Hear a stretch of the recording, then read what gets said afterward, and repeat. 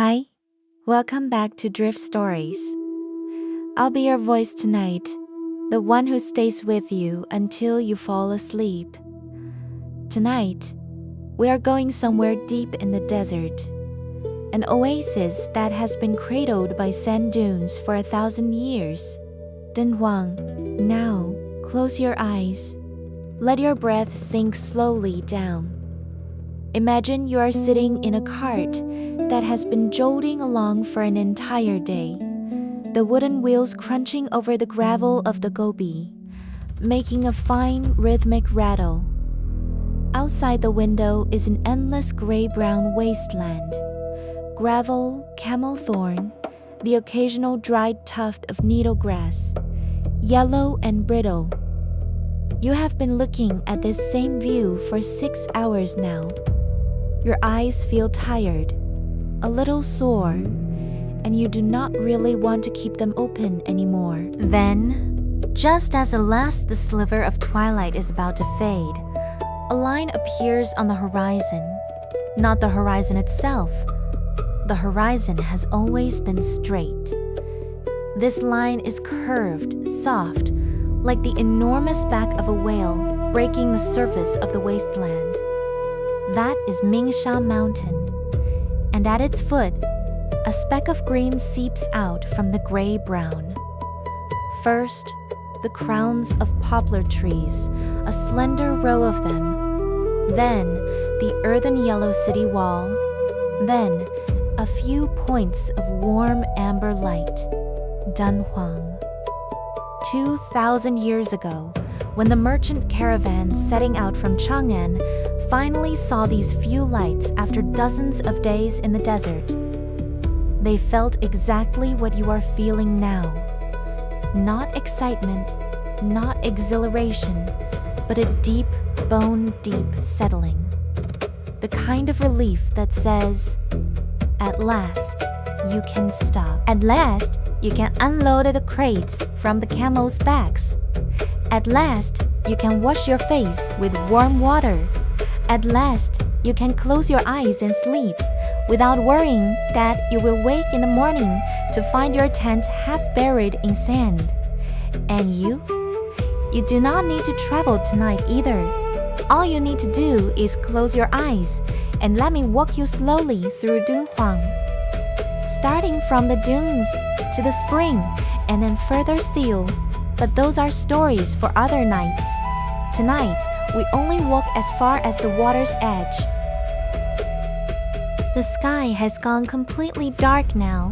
You step out of the inn, and the path beneath your feet changes from rammed earth to sand, fine, soft, giving way just a little with each step, as though you are walking on a velvet carpet that has been spread here for thousands of years. Mingsha Mountain sits 5 kilometers south of Dunhuang. It is not tall. Even the highest dune rises only a bit over 100 meters. But it is long, stretching 40 kilometers east to west, like a wall built of sand, holding the oasis in its embrace. You bend down and scoop up a handful of sand, even though you cannot see the colors clearly in the moonlight. You know it is not just one color. In the daylight, the sand of Mingsha Mountain looks like 5 colors mingled together: red, yellow, green, white, and black. The red comes from iron-rich sandstone, the yellow from quartz grains, and green is chloride powder blown all the way from the Kilian Mountains. The white is fragments of feldspar and mica, and the black is magnetite. 5 colors of sand mixed as one. When the wind blows, the colors begin to flow. Not the sand itself moving, but the angle of light refracting across the surface of each grain shifting continuously, so that the whole mountain shimmers like a bolt of 5 colors silk, ruffled by the wind. But right now, you do not need to think about mineralogy. All you need to do is slowly open your hand and let the sand fall back through your fingers. It lands on the dune almost without a sound. Each grain is too light, so light that even the resistance of the air is enough to cushion its descent. You have heard rain and wind and the rustle of leaves. But have you ever listened to the sound of sand? Hundreds of millions of grains falling from your hand at once, and the silence is like time itself flowing past. Now reach your other hand into the sand and feel its temperature. The surface has already cooled, the night wind carrying away the warmth of the day. But dig just a little deeper, 3 centimeters down, and the sand is still warm. That is the sun from 5 o'clock this afternoon, still traveling slowly through the grains, and it will not finish its journey until tomorrow morning. Now, sit down on the dune. Do not worry about getting your clothes dirty. The sand here is among the cleanest in the world. Rain is scarce, and whatever does fall is absorbed by the sand the instant it lands. No mud, no soil, only dry silicate grains that do not cling to you. You can lie down or sit, whatever feels most comfortable. Listen, there is a sound. It is not the wind. The wind hisses. It rushes past your ears, a flat, thin sound. But this sound you are hearing now is round, deep, like someone pulling a great cello bow across strings buried beneath the earth. This is how Mingsha Mountain got its name, the Singing Sands. Scientists have explained the phenomenon. When sand slides down the ridgeline of a dune, friction between the grains generates resonance. That resonance concentrates the vibration of the grains into a very narrow frequency band, around 80 to 120 hertz, which happens to be the low frequency range the human ear is most sensitive to. So what you hear is not just any rustling, but a pitched hum, a deep drone, like a distant bell rolling through the sand. But I prefer the ancient explanation. There is a passage in the Dunhuang manuscripts that says beneath Mingsha Mountain lies an old city swallowed by wind and sand long ago, a city where 100,000 households once lived. Every night, the people of that buried city beat their drums together. Not war drums, but festival drums, joyful and unbroken, a rhythm like a heartbeat. The sand absorbed the sound of those drums, absorbed the moisture in it, absorbed the high overtones, absorbed everything sharp and hurried, until only the deepest fundamental remained, passing up through dozens of meters of sand to become the sound you are hearing now. You do not need to decide which explanation is true. Both are the same for you tonight. They both tell you that this dune is not dead. It breathes, it vibrates, it speaks to you in its own language. And translated into words a human can understand. That language probably says only 3 things. Sleep now. Sleep now. Lie down. Rest your head on the slope of the dune. From this angle, the ridgeline of the dune is a razor-thin arc, slicing the sky cleanly in 2. Below it, nothing but sand. Above it, nothing but stars. The dunes you have seen in photographs during the day are rounded, rolling, layered like ocean swells. But lying here at this angle, the dune looks completely different. It is sharp, the ridgeline as thin as the edge of a blade, as though if you reached out your hand, it would cut your palm. This is not your imagination. The ridgelines at Mingsha Mountain really can be this thin because the grain size of the sand here is extraordinarily uniform. Geologists have measured it. The vast majority of the sand grains at Mingsha fall between 0.1 and 0.25 millimeters, the most qualified grains, screened by the wind over tens of thousands of years. Grains that were too large could not be lifted and were left behind on the Gobi. Grains that were too small were carried away to places farther still. Only this size, just right. Light enough for the wind to move, but not so light that it flies away entirely. So every time the wind passes over the dune, it picks up only the thinnest surface layer of sand from the windward slope, carries it up and over the ridgeline, and drops it on the leeward side.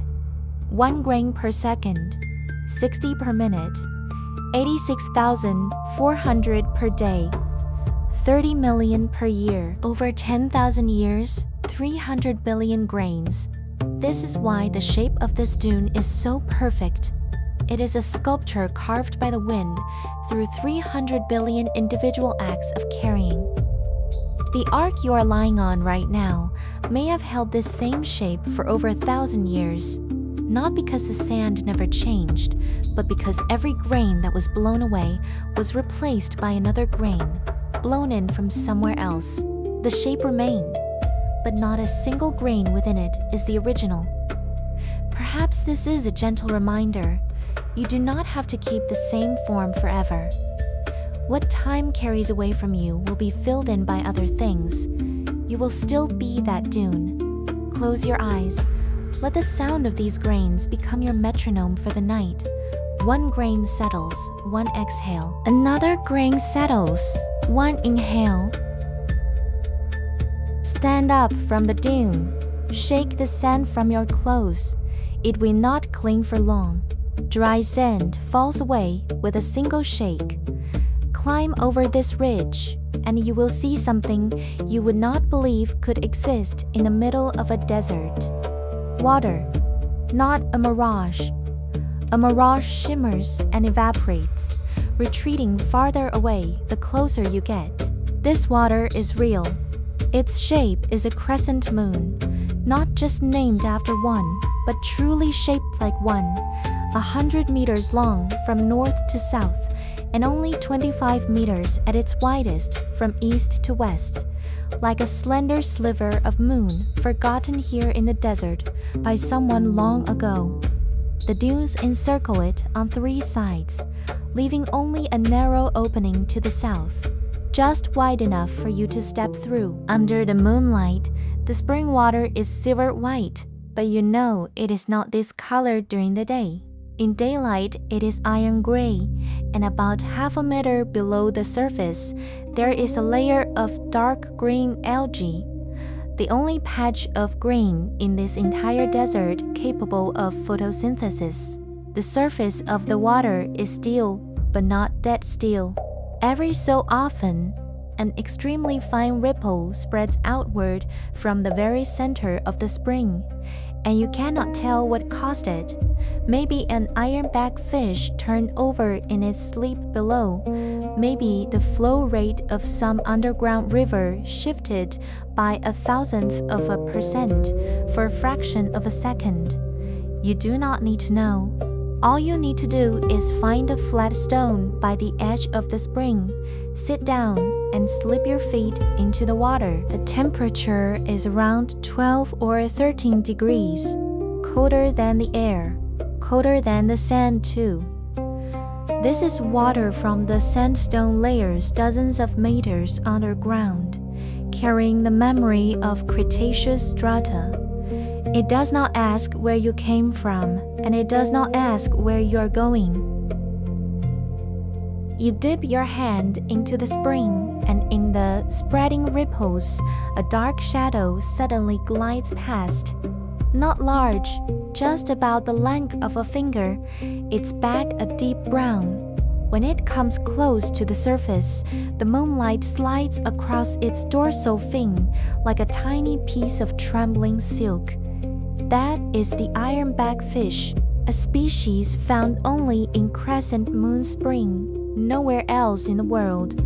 Its scales contain more than 10 times the iron of an ordinary fish, which is why its back carries a cool, metallic sheen. Not a bright shine, but the dull, light-absorbing gray of old iron. The ironback fish swims very slowly, because the spring water stays around 12 degrees year-round, and its metabolism has been dialed down to the slowest setting. Its heart beats about 20 times per minute, 1/3 the rate of a typical freshwater fish. It has no need to hurry. This spring has never dried up in thousands of years. The food supply, though modest, is enough, and it has no predators at all. No bird dares to fly into this bowl-shaped valley, enclosed by dunes on 3 sides, because the air currents are too chaotic and their wings would lose control. The only thing it needs to do is swim slowly, eat slowly, live slowly. No one knows the average lifespan of the ironback fish with any certainty, because no one has had the heart to catch one and preserve it as a specimen. But the old people of Dunhuang say that some of the fish in this spring are older than their grandfathers' grandfathers. Besides the fish, there is another living thing growing by the water's edge, a plant called 7-star grass. Not because it truly has only 7 leaves, but because each leaf bears 7 silvery white vertical veins that glow faintly in the moonlight. The roots of 7-star grass run extraordinarily deep. What you see above the sand is only a little over 10 centimeters tall, a messy tuft of purplish red weeds. But its roots can push through 2 meters of sand to reach the water table. So, on the surface, you see only a thin, fragile cluster of leaves. But what you do not know is that underground it possesses a root 100 times longer than itself. 7-star grass can be used as medicine. For centuries, the healers of Dunhuang have boiled its roots in water to treat countless travelers who crossed the desert and arrived burning with fever. Right now, you are sitting by the spring, the dark shapes of ironback fish gliding through the water to your left, the silver-veined leaves of 7-star grass glowing softly to your right. This fish and this grass, they are the most silent residents of this desert. They do not mind that you have come, and they will not mind when you leave. They have been resting here for thousands of years. Tonight, having one more person leaning by the spring is to them no more than a disturbance lighter than the night breeze.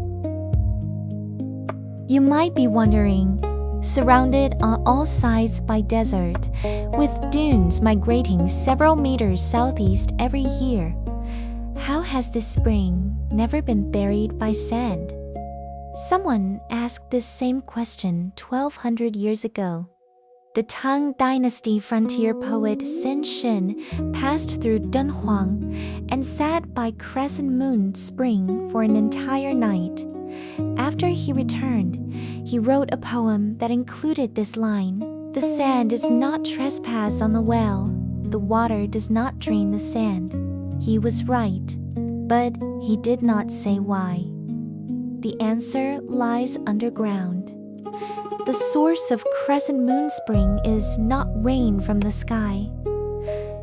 Dunhuang receives less than 40 millimeters of annual rainfall, which would evaporate faster than a bottle of water poured onto the desert floor. The water of Crescent Spring comes from the underground flow of the Dang River.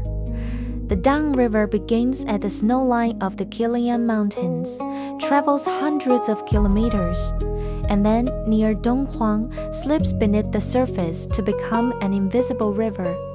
Not far from Crescent Spring, this hidden river encounters a fault, a crack in the underground rock strata, and the water wells up through the fissure, forming a natural artesian spring.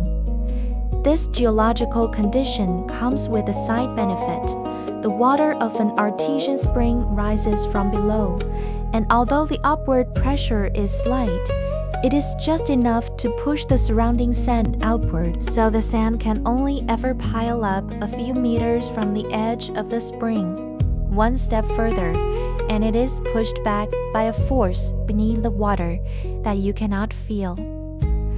This is the entire secret of why the sand never buries the spring. It is not that the sand yields to the water. It is that the water holds the sand at bay.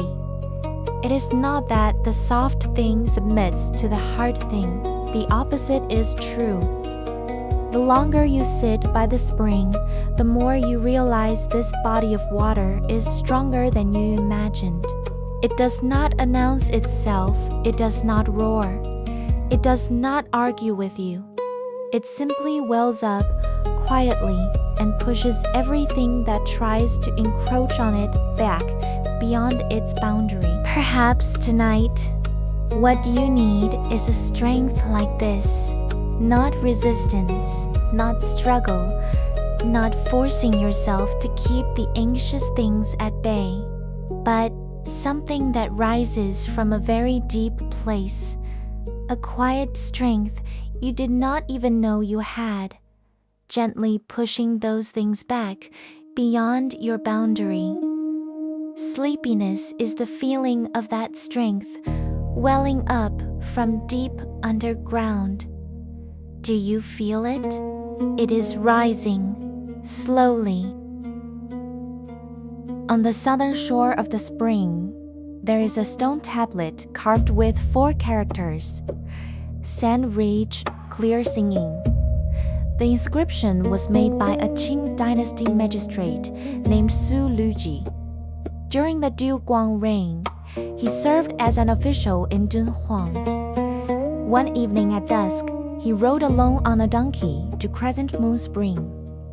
He gazed at it for a long time, then had someone bring a slab of bluestone, ground his own ink, and wrote those 4 words: Sand Ridge, that is Mingsha Mountain, clear singing.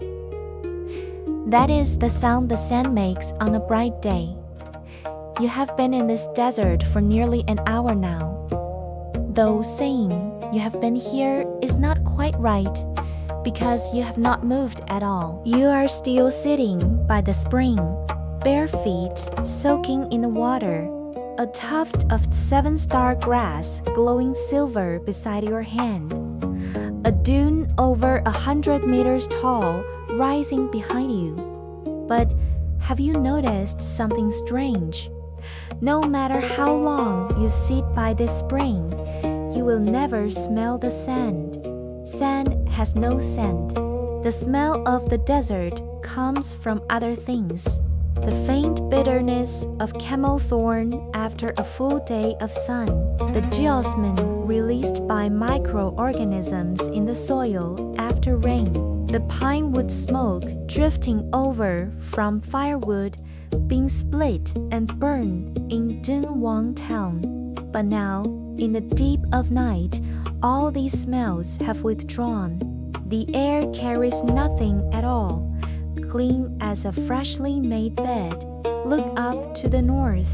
The main peak of Mingsha Mountain is there. Moonlight is seeping through from behind its ridgeline, tracing an impossibly fine silver outline along its edge. To the south, open sand stretches all the way to the walls of Dunhuang.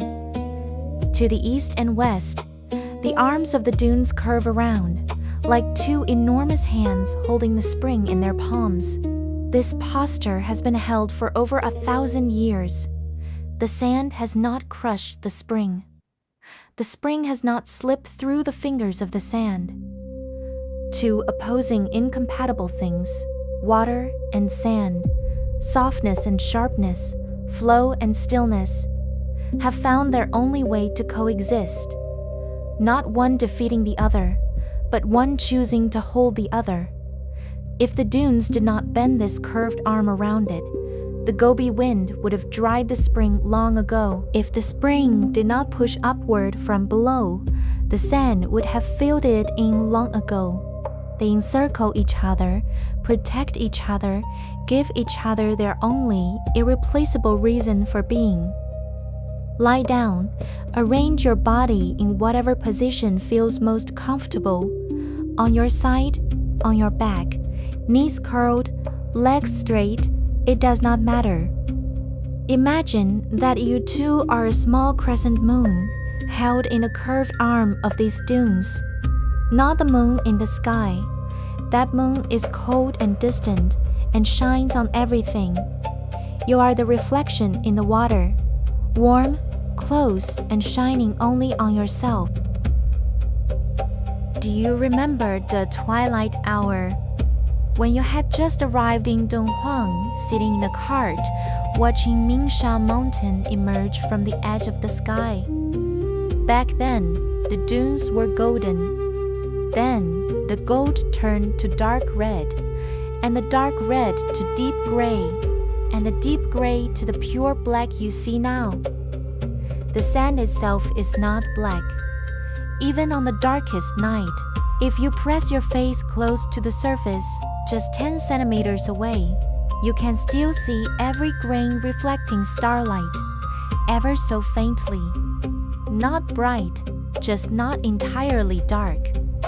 Like a vast black velvet cloth spread across the entire desert, accidentally dusted with the finest layer of silver powder. Now, pull your memory back a little to the last few minutes of dusk. By then the sun had already dropped below the horizon, but the sky had not yet gone fully dark. The zenith was deep blue, and the closer to the horizon, the warmer the colors became, transitioning from deep blue to indigo, from indigo to dark purple, from dark purple to dark orange, and finally, at the very lowest edge of the horizon, there remained one last trace of deep red, faint as a dying ember. Poets call these few minutes the blue hour. Not day, not yet night. An 8-minute gap the sun and moon leave for the world as they trade shifts. In these 8 minutes, everything in the desert loses its shadow. The arcs of the dunes soften. The outlines of the camel thorn blur, and you can no longer tell whether you are stepping on sand or gravel. Everything merges into the same deep blue tone. And then the first star comes on. The ripples on the water have all smoothed away. The ironback fish has swum up to some hidden corner to sleep. The leaves of the 7-star grass have folded inward a little. Plants sleep too, only what they close are not eyes, but the stomata on their leaves. The singing of Mingsha Mountain has also fallen silent, probably because tonight there is no wind, no sand sliding down the ridgeline, and so no friction, no resonance, no deep humming drone. The last sound you hear comes from very, very far away. Maybe the underground current of the Dune River, turning a corner through the sandstone layer, let out a single muffled heavy gurgle. Not the sound of water really. More like something very old, something very heavy, turning over once in its sleep beneath the earth, and then continuing to rest. You have walked through the eyes of the desert tonight. You have touched the 5-colored grains of Mingsha Mountain, lain on the ridge and listened to the low resonance of sand grains humming across 40,000 square kilometers. Soaked your feet in the 12-degree clarity of Crescent Spring, and watched the ironback fish and the 7-star grass breathing quietly in the dark. You do not need to walk any further. Your body already feels much heavier than it did an hour ago. not actually heavier, but your muscles have finally let go of tensions you held all day without even noticing. Your shoulders have sunk into the sand. The curve of the dune cradles your lower back just right. Your neck has found its most comfortable angle. The Dunhuang desert is not cold tonight. The sand still holds the warmth it gathered during the day, seeping slowly into your back, as though someone has draped a thin blanket warmed by an electric heater over you. Tonight you are here, beside Crescent Spring, held in the palms of the dunes. When the morning mist rises once more from the water, you will find yourself still here, but that is a matter for a different dream. Good night. The sand will remember the weight of you tonight. Good night. Hi, welcome back to Drift Stories. I'll be your voice tonight, the one who keeps you company as you fall asleep. Last night, we slept by Crescent Spring pillowed on sand.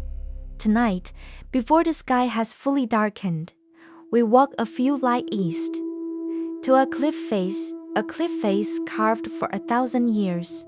Mogao. Now, close your eyes. Do you still remember the warmth of that sand from last night? 3 centimeters down, the sand was still warm. Tonight, we are going somewhere cooler than sand. The temperature inside the caves stays around 10 degrees all year long, not cold, cool. A steady stone cool that never negotiates with the seasons. Imagine you are walking on a dirt path. The ground is tamped sand and earth. On both sides, tall poplar trees rustle their leaves in the night wind, a dry sound like pages turning. At the end of the path, there is no horizon. There is a wall, a long escarpment of conglomerate rock, about 30 meters high, about 1,700 meters long, like a desert turned on its side.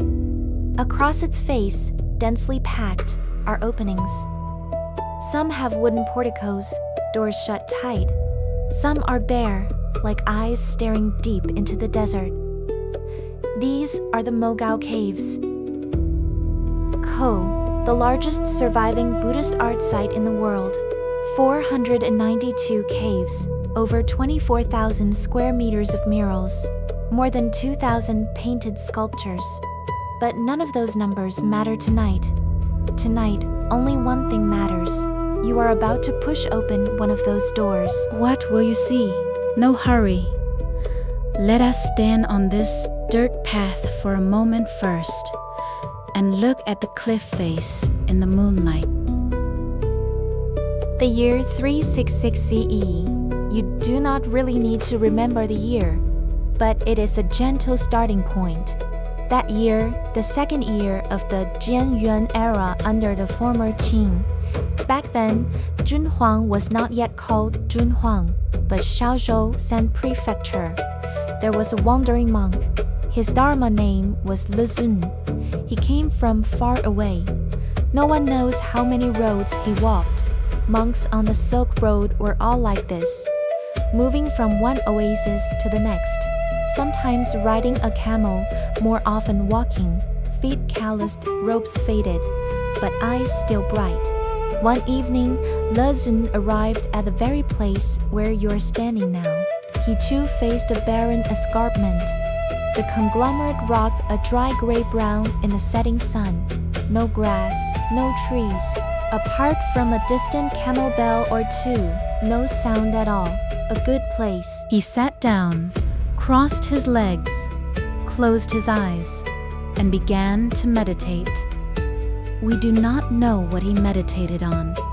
Perhaps the hills and waters of his homeland. Perhaps a scroll of the Lotus Sutra he had not finished reading. Perhaps he was simply waiting for night to fall. Then he opened his eyes. What he saw, no one can say with certainty. But the monks of Dunhuang, generation after generation, passed down this account. atop the Sanwei Mountain peaks, there suddenly appeared 10,000 rays of golden light. And within the light, as if 1,000 Buddhas had manifested. Sanwei Mountain stands just opposite Mogao, across the valley of the Daquan River. Astronomers later explained that on that particular day, the angle of the setting sun was just right. Light passed through ice crystals at the edge of cloud layers, producing diffraction, and in that specific geography, the result was this golden radial glow. But Lezun had no need of astronomy. In that moment, he made a decision that would change Dunhuang for 1,000 years. He carved the very first cave into this cliff face. Not a large cave, probably just big enough for one person to sit cross-legged in meditation. No murals, no statues, just a hollow. But that hollow was the first page of Mogao. From this page onward, people kept writing for a full 1,000 years, until the book you see before you now was complete. From the moment Lezun carved that first cave, Dunhuang never stopped. The northern Liang arrived. They carved a few caves. The northern Way arrived. They carved more. The western Way, the northern Zhou, the Sui, the Tang, the 5 dynasties, the Song, the western Jia, the Yuan. Every group of people who reached Dunhuang, whether they came to wage war, to trade, to flee disaster, or to take up an official post, before they left, they all left a few caves in this cliff face, like a guest book written from the 4th century to the 14th. 492 caves. This was never the result of a plan. No one designed it, no chief architect, no blueprint, no phase 1 or phase 2. Every cave was an independent decision. A caravan leader, having traveled safely all the way from Kucha to Dunhuang, felt it was time to fulfill a vow. So he hired a few painters and carved a cave. A general who had just won a battle in the Hexi corridor felt it was time to thank the Buddha for protection. So he paid for a large cave at the most visible spot on the cliff. A woman who had lost her husband sold the last bolts of silk in her household and carved a very small cave in the eastern corner. Inside, she had them paint only the one bodhisattva her husband had loved most in life. Do you know what this lack of planning produced? A cliff face where no two things repeat. Every cave, its dimensions, its shape, the content of its murals, the style of its sculptures, is the singular expression of that era, that person, that wish. 492 caves are 492 different answers to the same question. What do you care about? Now, walk along the base of the cliff. You do not need to enter every cave. 492 is far too many for one night. Tonight, we will push open only 3 doors.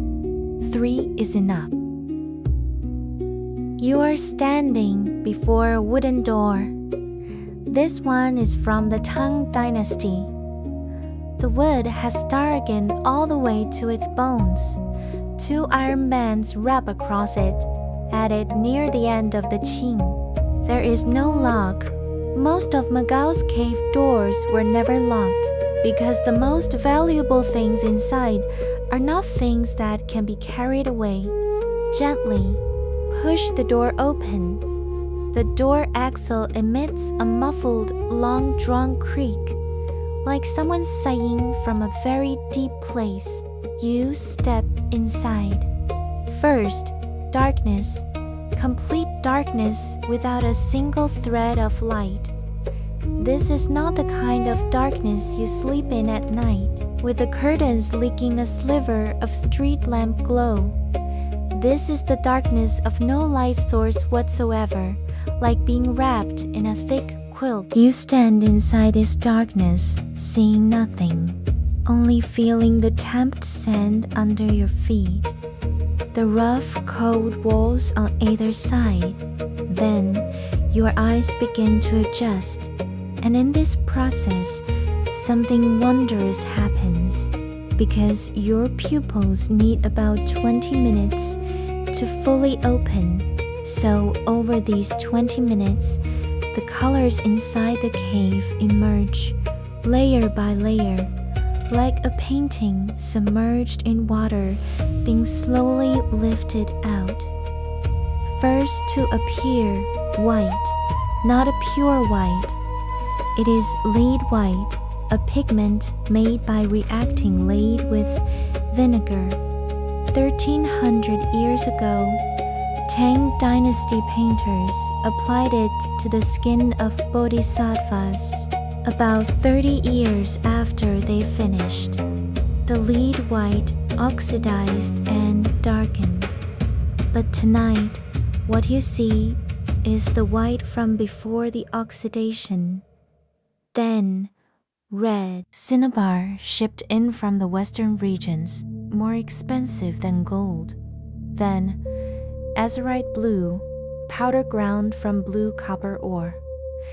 As long as it stays dry, 1,000 years will not fade it.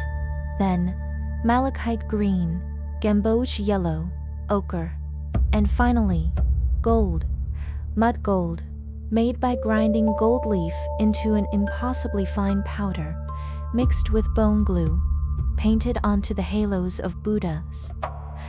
1,300 years later, it is still gold. You do not need to make out every brushstroke.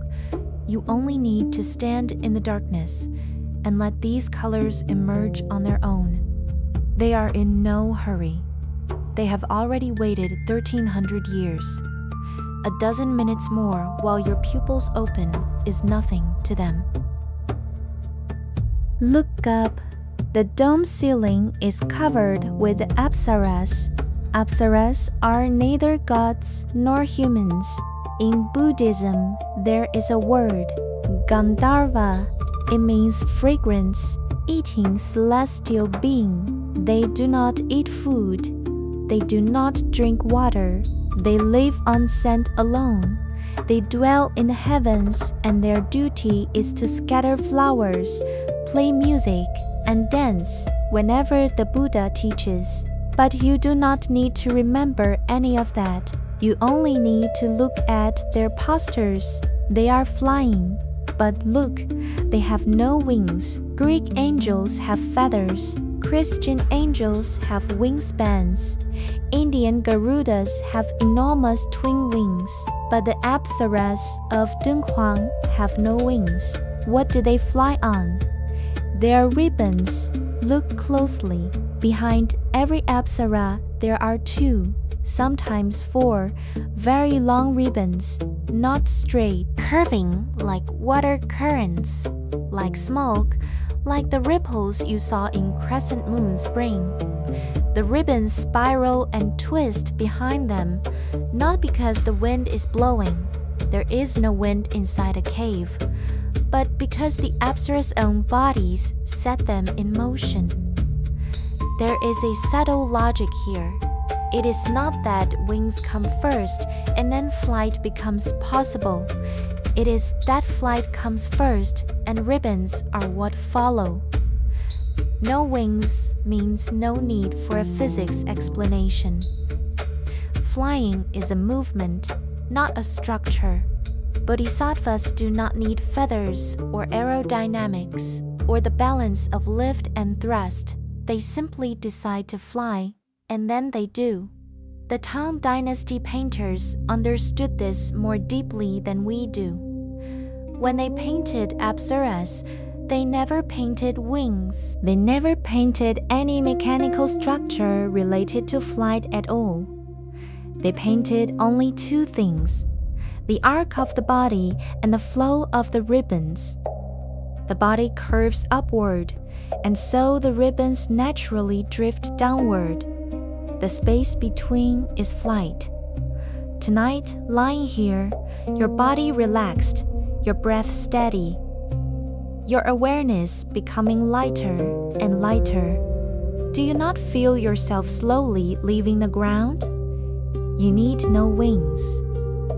You only need, like the Apsaras, to trust yourself to the ribbons, not rising, drifting, slowly, gently, weightlessly through the dark.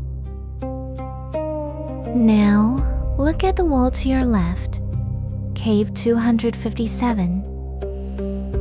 On this wall is a very long horizontal scroll, running left to right, like an unrolled bamboo book. It tells a story. A long time ago, so long ago that the Buddha had not yet attained enlightenment, there lived a deer by the Ganges River. This deer was not ordinary. Its coat had 9 colors: white as snow, red as fire, gold as sunset, blue as the deepest sea. But the most beautiful thing about it was not its colors. It was the light in its eyes, a kind of light you cannot find in the eyes of any other animal. Not alertness, not fear, not hunger.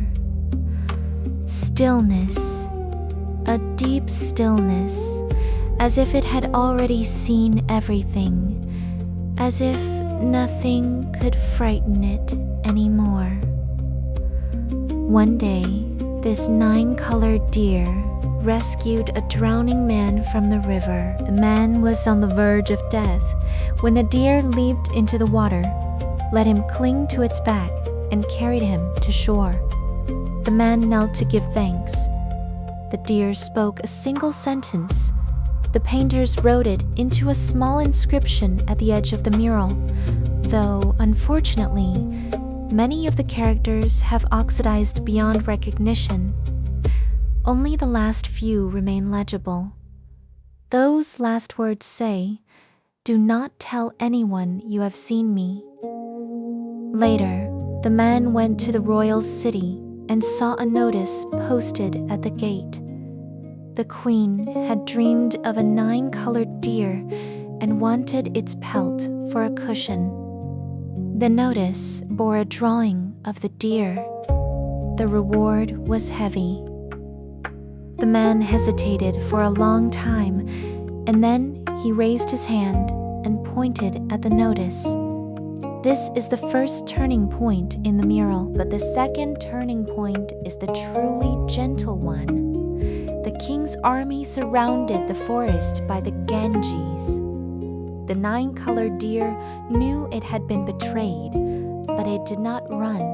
It walked out and stood before the king and told the story of the rescue from beginning to end. Then it said, "You do not need my pelt. You already possess something far more precious than my pelt. You have learned that a person can be saved and can be betrayed, and still you can choose not to hate him."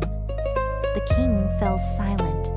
Later, he decreed that no one would ever hunt the 9-colored deer again. As for the man who betrayed it, the mural does not show what became of him. Perhaps the painters felt it was not important. What matters is that the deer still lives in the forest by the Ganges. It still has 9 colors.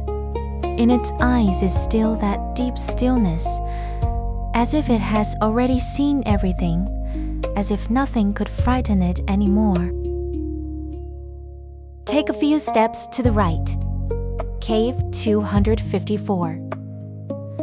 The mural on this wall also tells a story, but it is quieter than the story of the 9-colored deer. so quiet that you might need to look at it for a long time before you realize what it depicts. The main figure is named Sattva. He was the third son of an ancient Indian king. One day, he went hunting with his two older brothers, and in the forest, they came upon a tigress and her newborn cubs. The tigress had not eaten for many days. Her ribs stood out one by one. The cubs pressed against her belly, searching for milk, but she had none left. Sattva's two brothers rode on. Sattva did not. He stood before the starving tigress and did something that would seem unthinkable to anyone. He laid down. He gave his body to this tigress who was so close to death. In the mural you are looking at now, Sattva lies on the ground in a posture of extraordinary peace. His head is tilted slightly to one side. His eyes are closed. His lips are not tensed.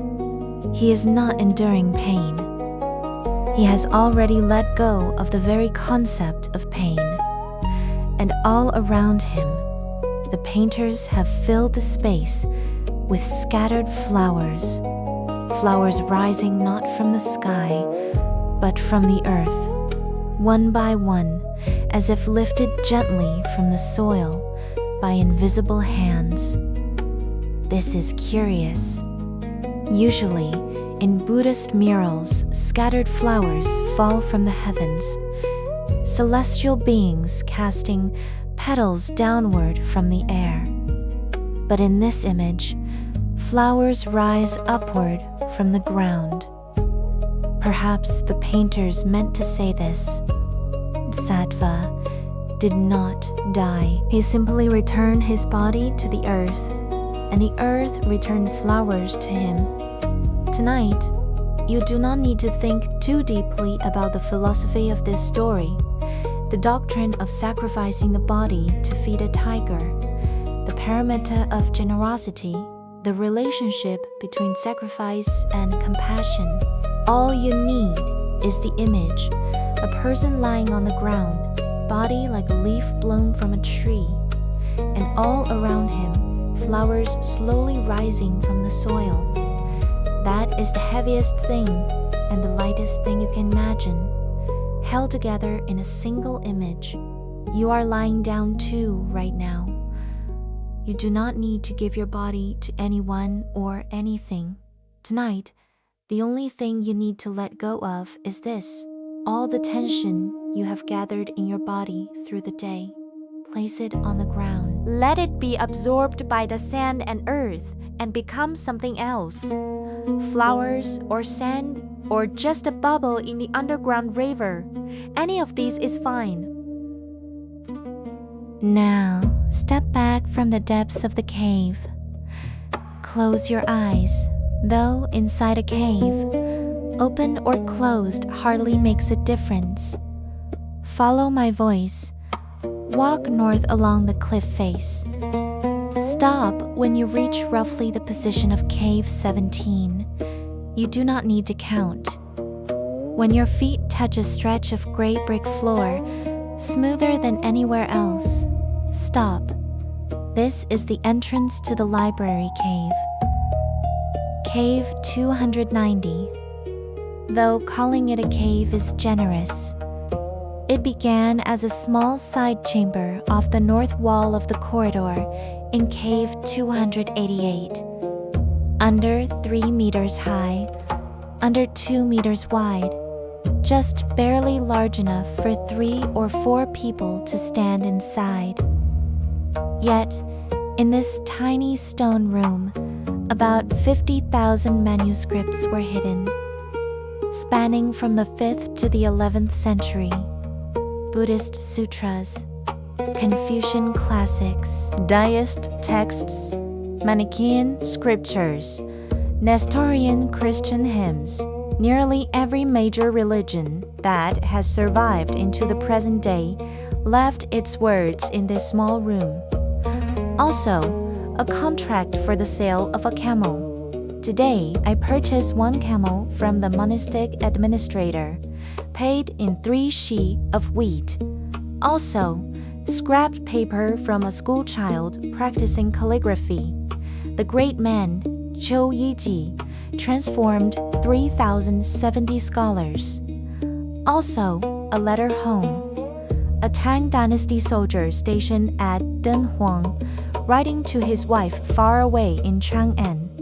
Spring comes and autumn goes. I do not know if you are well. The wind and sand here are fierce, but the winter coat you made is very warm. This letter was written, but never sent. Perhaps the courier lost his way in the desert. Perhaps the soldier was transferred to an even farther post before he could find someone to carry it. It does not matter. What matters is that this letter waited in the dark for centuries, was found, and then waited another 100+ years in a museum's climate-controlled case. And still, to this day, it has not reached the one it was meant for. How did these scrolls and manuscripts come to be placed in this cave? No one knows for certain. The most widely accepted theory is that around the year 1000, Western Xia armies were advancing toward Dunhuang. The monks of Mogao knew their home was about to be occupied by a foreign power. In a single night, they moved every precious scroll and manuscript from the monastery into this side chamber, then sealed the doorway with earthen bricks, plastered mud over the outside, and painted murals over it, making it look exactly like the surrounding wall. They must have thought that in a few months or a few years, when the situation had stabilized, they could come back and retrieve everything. They never came back. That sealed door was not opened again until the year 1900. No, not opened, cracked. June 22nd, 1900. A Taoist priest named Wang Yuanlu was sweeping centuries of accumulated sand from the corridor of Cave 16. He was from Macheng in Hubei. He had been a soldier, then became a Taoist monk, and somehow, through the drift of fate, had ended up in Dunhuang. He could not read, but he worked hard. That day, broom in hand, sweeping sand from the corridor, a patch of plaster suddenly fell from the wall. Not because he picked at it, but because the scrolls behind the wall had loosened the plaster from the other side. He scraped away the mud and saw not conglomerate rock, but bricks. He removed the bricks. Inside, darkness. He lit an oil lamp and put his head through the opening. What he saw: 50,000 scrolls stacked from floor to ceiling, completely filling a stone chamber. Not the neat rows of a library shelf. These had been shoved in desperate haste. This one, a hand-copied diamond sutra. Next to it, a camel sale contract. On top of the contract, a Nestorian hymn in Sogdian script. Under the hymn, a schoolchild's scrap paper, the characters crooked and wobbly from a brush held by small fingers. Nothing had been sorted, nothing catalogued, no preservation measures whatsoever. These 50,000 documents had been stuffed into this tiny stone chamber in a moment of extreme urgency, and the door sealed behind them. Wang, the Taoist, could not read, but his instincts told him that whatever filled this room was important. He took out a few scrolls and brought them to the county magistrate of Dunhuang. The magistrate could not read them either, but accepted them and said, "Keep them safe." Wang took a few more scrolls to the circuit intendant in Zhouquan. The intendant flipped through them and said the calligraphy was not even as good as his own, and told Wang to seal the door back up. Later, an Englishman named Aurel Stein bought a portion of the scrolls for a pittance of silver. Then, a Frenchman named Paul Pelliot selected out the most precious ones. Then they were carried away by Japanese, Russians, Americans, one after another. Today, those 50,000 manuscripts are scattered across libraries and museums in 13 countries. The Mogao caves themselves hold less than a third. You do not need to feel anger or sadness about any of this. Perhaps those manuscripts never intended to stay in one place forever. They waited 900 years in the dark, not for any single person, not for any single nation. They waited to be read, whether inside a glass case in London or in a climate-controlled vault in Paris. As long as someone is reading them, the waiting was not in vain. You step back out of the cave and stand once more on the dirt path before the cliff face. The air is exactly the same temperature as when you entered.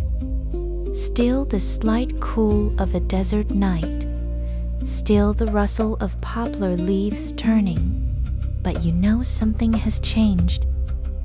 Your pupils still hold the after-image of those colors that emerged in the darkness. Not because you can still see them, but because you remember them now. The red of cinnabar, the blue of azurite, the gold of mud gold. The Apsar's ribbons are still drifting through your mind, without direction, without purpose, just drifting. The 9-colored deer stands in the forest by the Ganges, lowering its head to drink, the river surface breaking its 9 colors into rainbow fragments. Prince Sattva, lying on the ground in that posture. You tried it once, and then you let all your tension sink beneath the sand. The 50,000 scrolls have sunk back into darkness, but that letter never sent. The winter coat you made is very warm, still floats in the air. Perhaps it will drift into your dreams tonight. The cliff face of Mogao will not remember that you came. Among 492 caves, not a single one was carved for tonight. But what you carved for them tonight, that quiet corner inside your own heart, the one that does not ask to be remembered, that will stay. Now, walk back along the dirt path. The poplars still stand on both sides. The cliff face recedes behind you, farther and farther, like an enormous dark ship slowly sinking into the depths of the desert. The wind has stopped. All you can hear is your own footsteps on the sandy earth. Soft, soft, soft, keeping exactly the same rhythm as your breath. You have seen 1,000 years of color tonight. It is enough. Now close your eyes. Let those colors sink beneath your eyelids and become your own mural. Good night. Tomorrow. No, not tomorrow. When the first morning light touches the cliff face of Mogao, the apsaras painted in the deepest parts of the caves will still be flying, and you, in another world, will dream that you are one of those scattered flowers drifting among them. Good night. Hi, welcome back to Drift Stories. I'll be your voice tonight. Over the past 2 nights, we walked together through the waters of Crescent Spring and the murals of the Mogao caves. Tonight, we go further, to the edge of the desert, to Yangguan. But before we set out, let us first listen to a sound. Now, close your eyes. Let your breath slow down. Let your ears enter this desert before your body does. Listen, something is ringing in the distance. It is not the sound of wind blowing sand, not the rustle of poplar leaves turning in the breeze, not the muffled echo of an underground river bending through layers of rock. It is metal touching metal. Ting, ting, ting. Very slow, very rhythmic, roughly 3 seconds between each chime. This sound can travel very far in the desert, farther than a human voice, farther than the clatter of hooves, farther than any sound your throat can make, because it is a camel bell, cast in bronze, shaped like a small upturned bowl, with a wooden clapper suspended inside.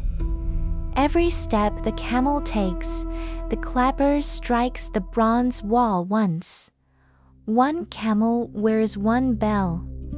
10 camels, 10 bells. But there is an unspoken rule in the desert. The bell on the lit camel is 1 size larger than all the others, and its tone is lower.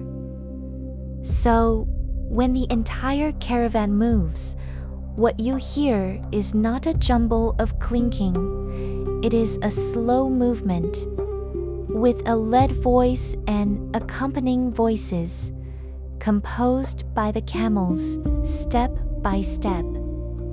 The sound of camel bells is the oldest navigation you can hear in the desert. For over 1,000 years before GPS and satellite maps, merchant caravans lost in the desert did not navigate by the stars. In the daytime, the desert offers no reference points on the horizon, and when a sandstorm comes, you cannot even see the sun. They navigated by listening. The low frequency of a camel bell can penetrate through sand dunes. Where the lit camel's bell is, there the caravan is. Tonight, we do not need to hurry. We do not need to follow the bell to find our way. We only need to listen to this sound and let it carry us westward, little by little. Are you ready? Then let us follow it. The camel bells are drawing closer now. You can see the outline of the caravan. Not the whole caravan, just the 3 leading camels. Their shadows are stretched long by the moonlight, slanting down from the dune ridgeline like strokes of charcoal on coarse paper. They are traveling from west to east, loaded with gold-threaded velvet carpets from Samarkand, silver plates and glassware from Persia, sandalwood and Buddhist sutras from India. Months ago, when this caravan set out from Chang'an, it carried silk and lacquerware.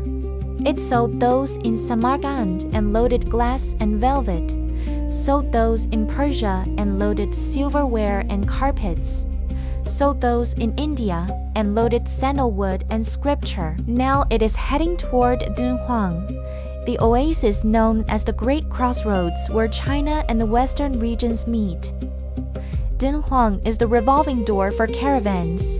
Goods are repacked here, resorted, repriced, then split into 2 routes. One continues east to Chang'an, the other turns around and heads back west towards Samarkand.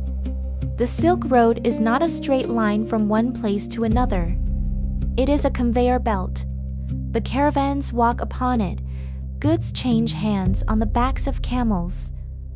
Culture and faith seep through the gaps between the cargo, fall into the sand, and wait for someone who comes later to bend down and pick them up.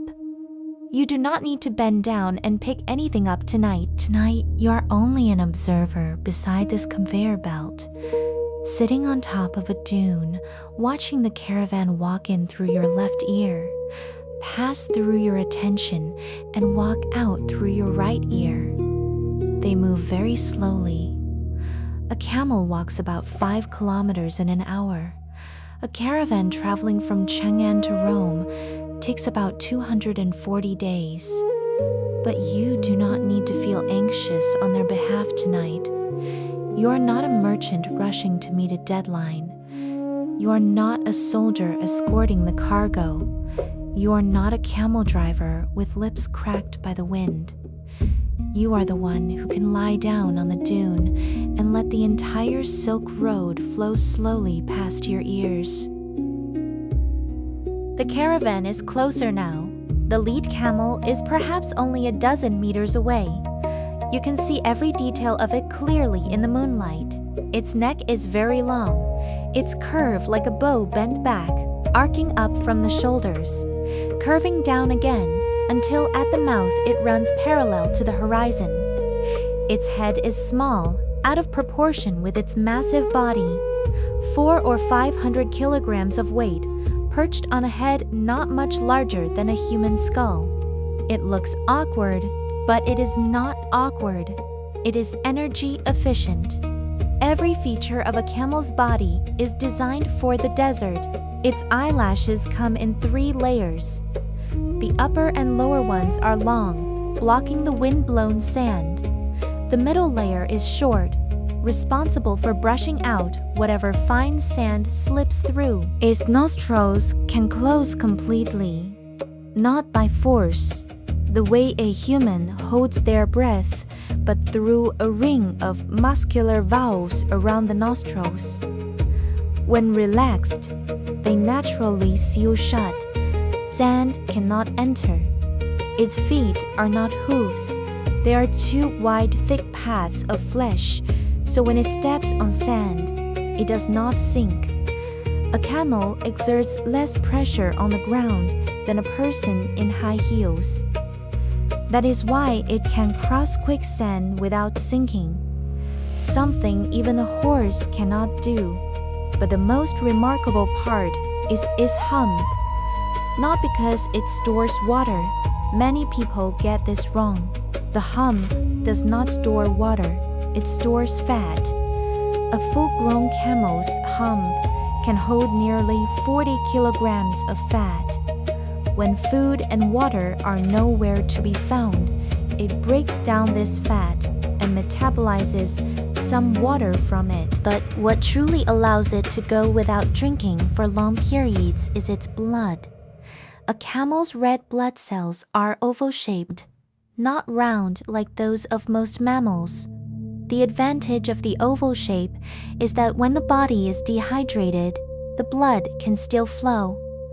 Round red blood cells will stick together and clog the vessels when water is scarce. Oval ones will not. So a camel can walk into the desert without drinking and keep walking for 8 days. You do not need to remember any of this physiology. You only need to watch it walk past you.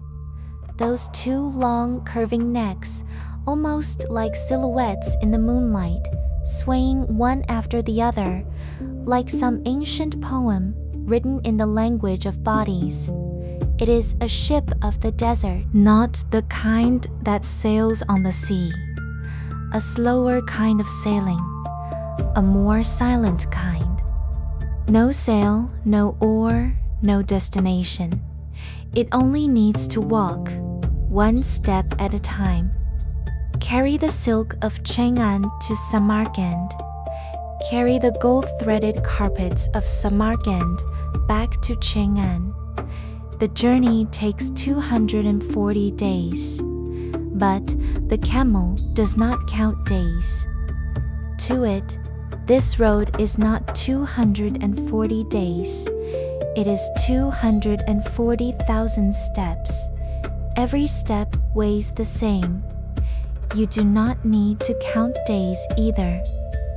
Tonight, you will take only 10 steps, from the moment the camel bell sounds to the moment it fades away.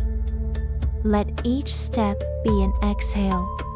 Let each chime of the bell be an inhale. Ting, exhale, ting, inhale. The camel bells have faded into the distance. Now let us walk back from the desert into the city of Dunhuang. You do not need to open your eyes. You do not need to actually see the city walls and gates. You only need to catch a scent, not the clean, scentless smell of sand. It is the smell of hearth smoke, the faintly sweet, faintly astringent smoke that drifts from burning pine wood, mingling with the charred fragrance of lamb fat sizzling on charcoal, mingling with the dry toasted scent of flatbread pressed against the iron wall of a griddle, mingling with a certain spice, probably cumin, perhaps a touch of fennel, releasing its intense, exotic aroma after being fried in lamb fat. This is the Shazhou night market, the oldest street in Dunhuang. It has been here since the Han Dynasty, 2,000 years now. Over 2,000 years, the goods sold on this street have changed again and again. Han Dynasty flatbreads gave way to Tang Dynasty stuffed pastries. Tang Dynasty pastries gave way to Song Dynasty fried dough twists. Song Dynasty twists gave way to today's donkey meat noodles. But some things have not changed. The smell of grilled lamb has not changed. It is still marinated, first in salt and cumin, then skewered on red willow branches, slowly turned and roasted over charcoal. You do not need to eat it. Smelling it is enough. The toasted fragrance of flatbread pressed against the iron griddle has not changed either. The frontier soldiers of the Han Dynasty ate this. The monks journeying west in the Tang Dynasty ate this. And the truck drivers who set out at 4 in the morning today to cross the Gobi still eat this. You can hear faint voices around you, not a clamor, a murmur. A few people are sitting around a low table. On the table, a pot of apricot water and several coarse clay bowls. The taste of apricot water is sweet and sour, slightly cool. As it slides down your throat, there is a faint, slightly gritty texture. Not sand, but fibers of apricot flesh. You cannot make out what they are saying, and you do not need to. You only need to know that in the deepest part of this desert, for 2,000 years, every person who passed through has drunk the same bowl of apricot water right here. Tonight, so have you. You do not need to actually drink it. You have already smelled it. Your tongue already carries that faint, cool sweetness at its tip. Your body will remember this taste, not as a meal that was eaten, as proof that you have arrived home. The caravan did not stop at the night market. It simply skirted the city, changed water and fodder at the relay station west of town, swapped out a dozen tired camels, and continued westward. We will follow them now. Out of Dunhuang, along the old course of the Ding River, heading southwest for about 70 kilometers. The ground shifts from sandy soil to gravel, then from gravel to a vast flat expanse of white saline alkali earth. In the distance, a low mound. On top of it, faintly visible, a few broken sections of earthen wall. That is Yangguan. Do not imagine it as something grand. It never was. The Yangguan of the Han Dynasty was just a small military outpost, a beacon tower less than 10 meters tall, a few rows of mud brick barracks, a well, a low encircling wall. It was not built to display imperial might. It was not built to resist a large army. It served one purpose only: to give those heading west one last chance to look back. Beyond Yangguan lay the true western regions. not in the geographical sense. West of Yangguan was still the Hexi corridor, with Lulan, Kucha, Kashgar, Khotan still ahead, but in a psychological sense. Yangguan was indeed a gate. East of the gate lay everything you knew: Chinese characters, copper coins, stir-fried food, the names of relatives and friends. West of the gate lay everything you did not know: foreign tongues, unfamiliar scripts, foods and spices you had never even heard of. And so, for thousands of years, every person who reached Yangguan would stop beneath the gate, turn around, and look back at the road they had come from. Not out of fear of what lay ahead, but because they knew, with full clarity, that this one glance might be the last they would ever take. Tonight, you do not need to pass through the gate. You only need to stand beneath it and take in the way this small beacon tower looks in the moonlight. The surface of the earthen walls is pitted and scarred by wind-blown sand, like a piece of wood chewed by insects for 1,000 years. The rammed earth layers of the Divlin dynasty, the repair marks of the Tang dynasty, the rain-eroded channels of the Qing dynasty, scars from 3 different eras layered on the same wall. Impossible to tell which came first. At the foot of the wall grows a clump of camel thorn, the only patch of green for kilometers around. Its roots reach into Han Dynasty soil. Its leaves drink tonight's dew. Sit down beside it. Do not think too much. You are simply the last person who has not passed through the gate. All the other travelers have already gone west. Tonight, only you remain, keeping watch over the night east of the pass, together with this 2,000-year-old beacon tower.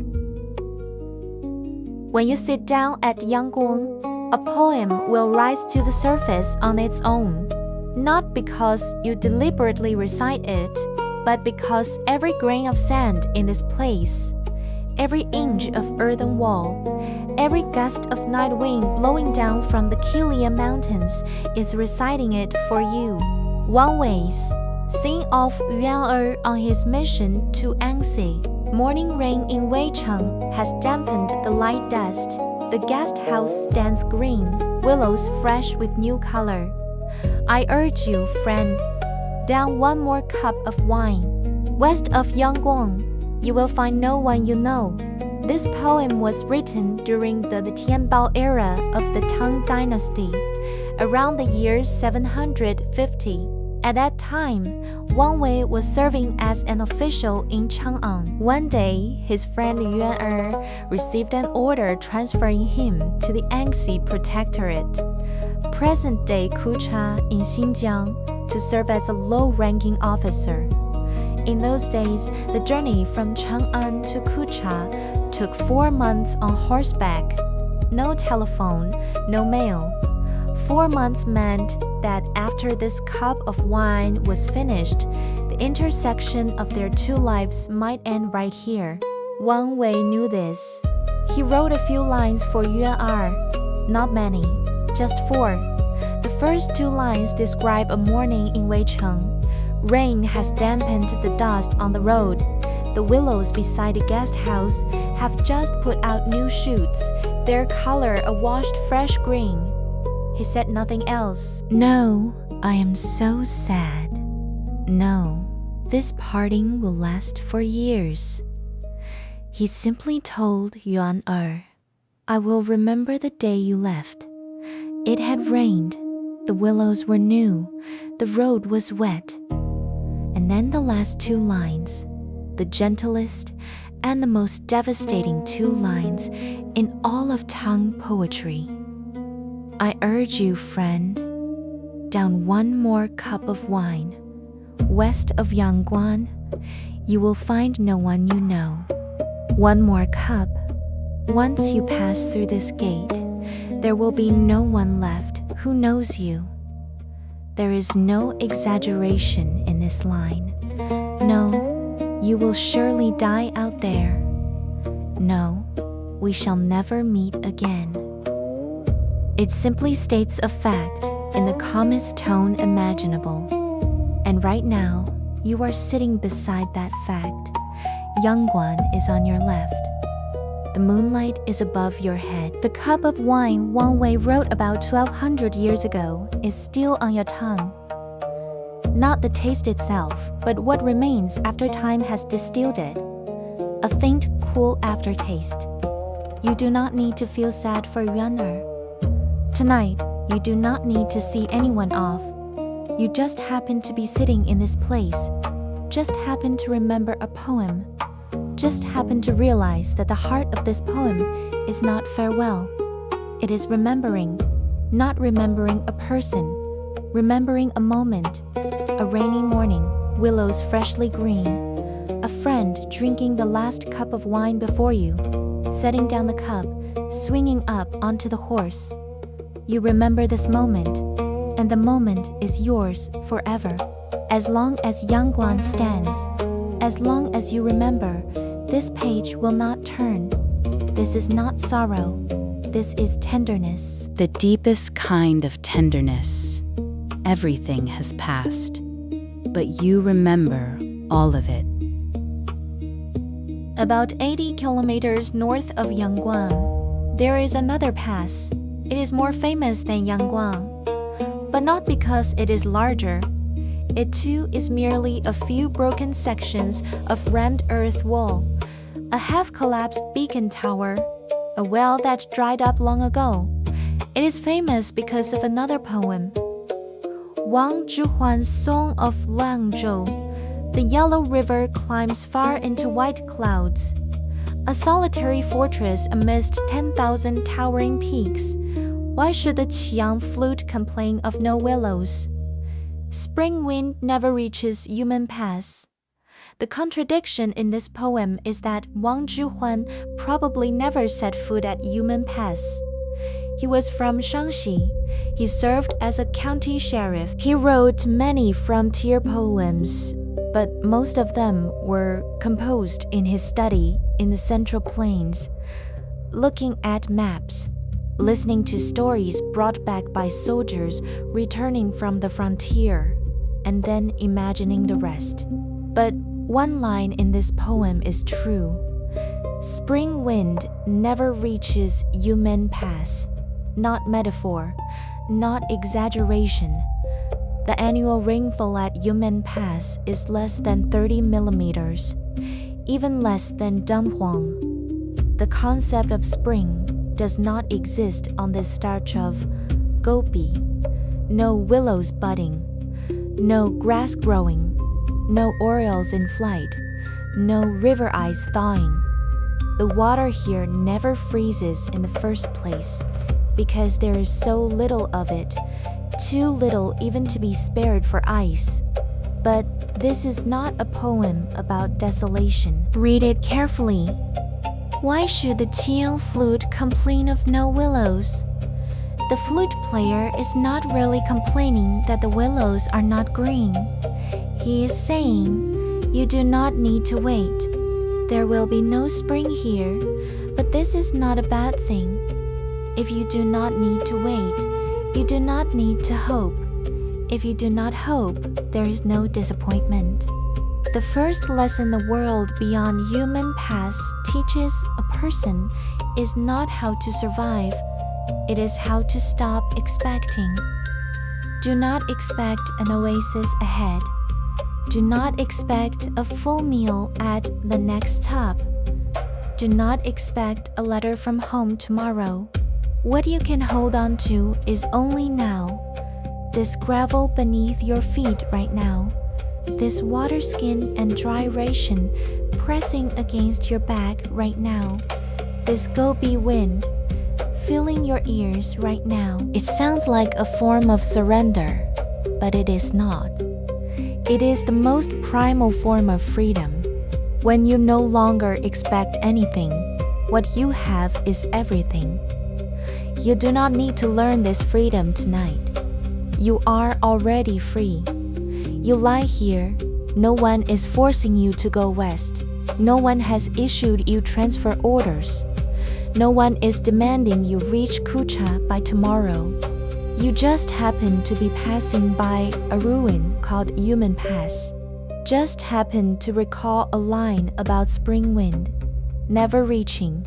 Just happen to feel that on a night free of all expectations, breathing comes especially light. Inhale, exhale. Even without spring wind, the air is very clean.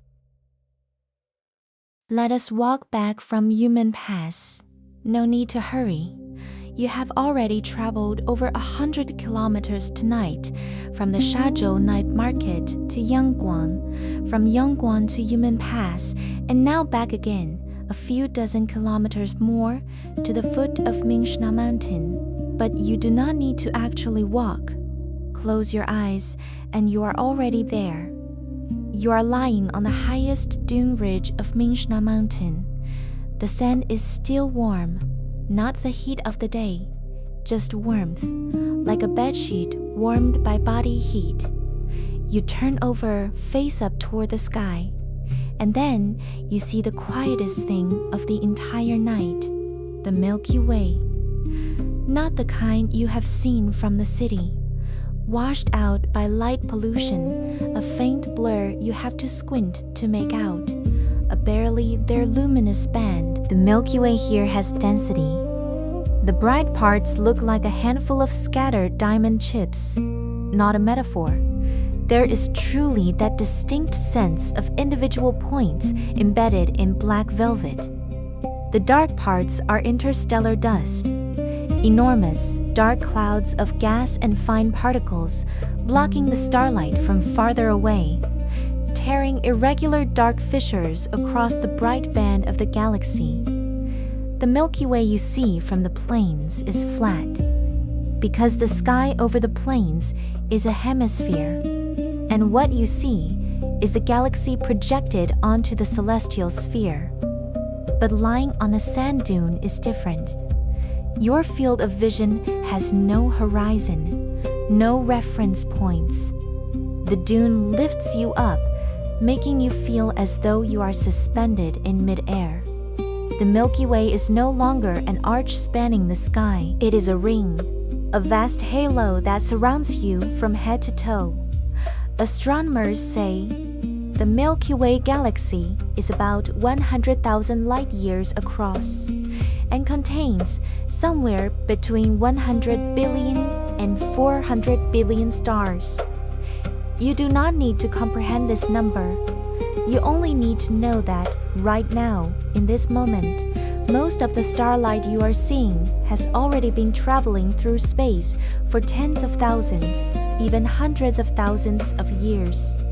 That brightest star, just to the right of the galactic center, its light set out from that direction at a time when there was no Dunhuang on Earth, no Mingsha Mountain, no Crescent Spring, not a single human being. The light traveled through a time before the Earth itself had even been born, and finally landed on your retina, was converted into electrical signals, and traveled to the visual cortex of your brain in a few thousandths of a second.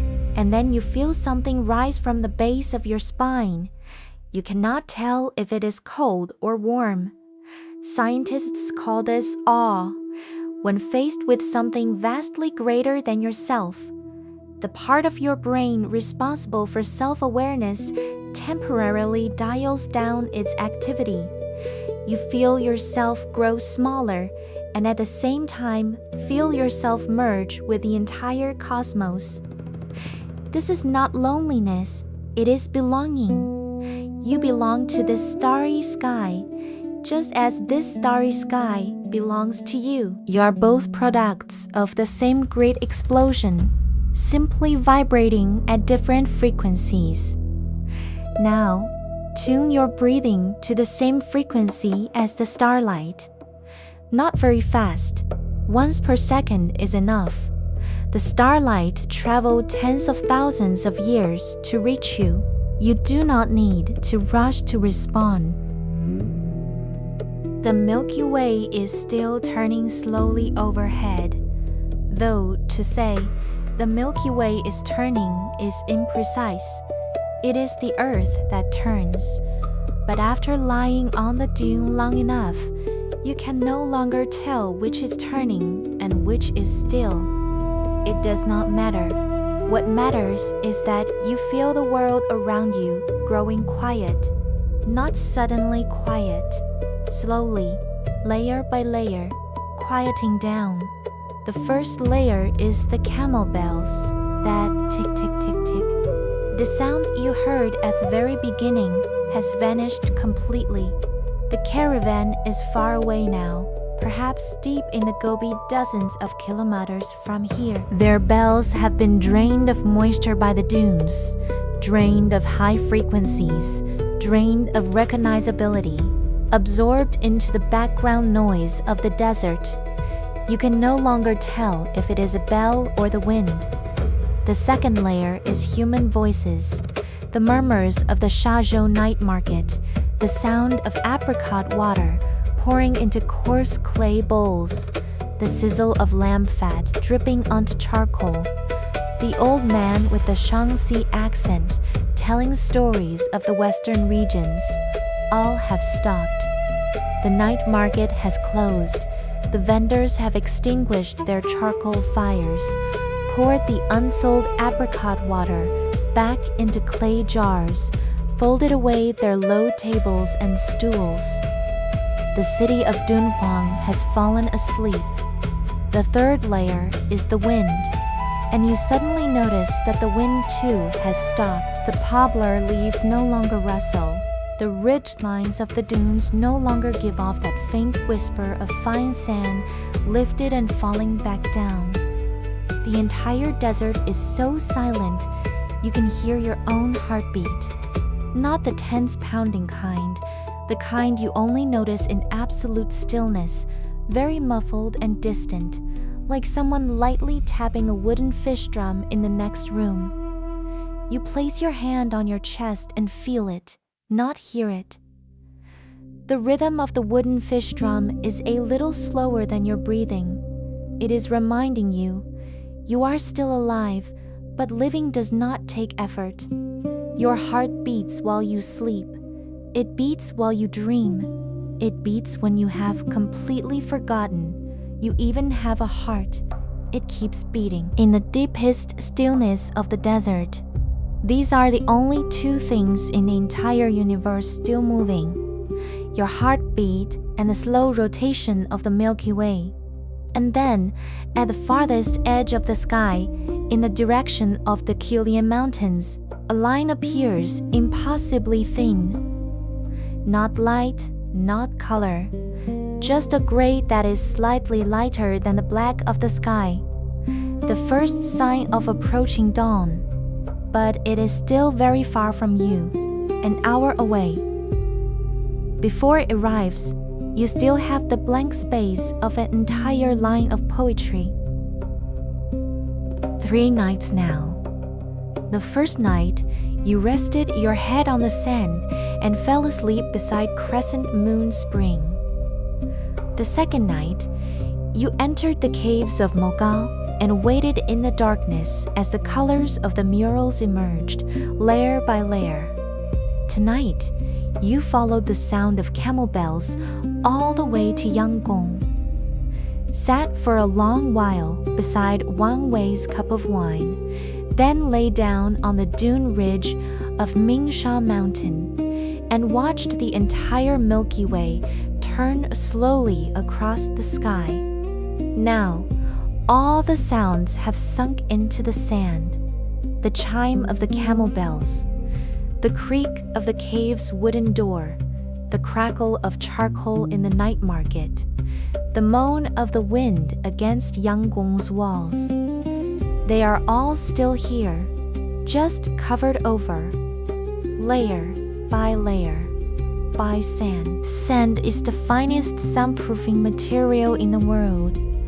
Not because it absorbs sound, but because there is so much of it, so thick, so patient, when hundreds of millions of grains of sand fall silent at once, that is the most complete sleep in the universe.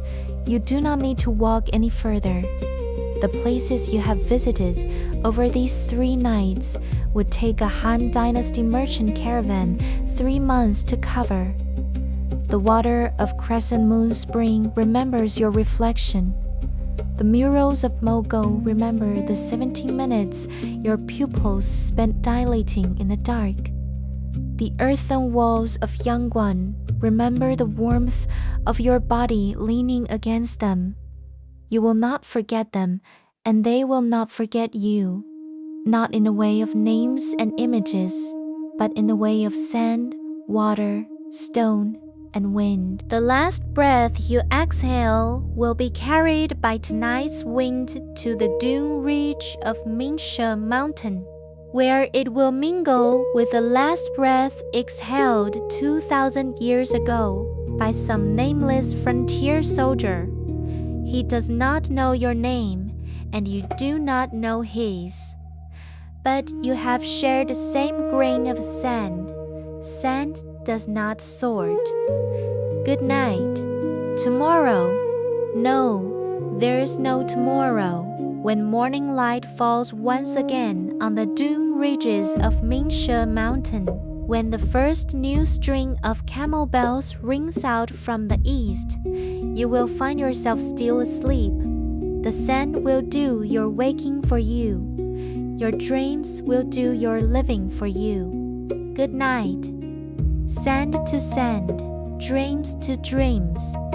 You rest in the space between them, in the lightest, gentlest place of all, where no one needs you to be anything at all. Good night.